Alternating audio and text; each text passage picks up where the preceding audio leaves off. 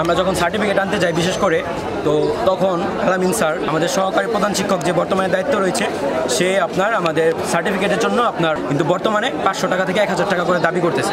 তারা টেস্ট পরীক্ষা দিচ্ছে, টেস্ট পরীক্ষায় যারা অকৃতকার্য হয়েছে, হয়তো এটা সম্পূর্ণ একটা প্ল্যানিং করে আপনার এক একজনের কাছ থেকে 15,000, 20,000, 10,000 যার কাছ থেকে যা পারছে নিয়ে পরবর্তীতে পরীক্ষা দেওয়ার জন্য আপনার অ্যালাউ করছে। তারপরে আবার আজকে যেমন আজকে আপনারা জানেন যে 10 তারিখে ওদের এক্সাম, তো এক্সামের প্রেক্ষাপটে আজকে নিশ্চয়ই প্রবেশপত্র দিবে, তো প্রবেশপত্রের জন্য এক একজনের কাছ থেকে 500, 1000 টাকা এমন দাবি করতেছে। ও হলো নিজে একজন ভুক্তভোগী, ওর কাছ থেকে হলো আপনার 500 টাকা দাবি করছে আপনার আমাদের সার্টিফিকেটের জন্য।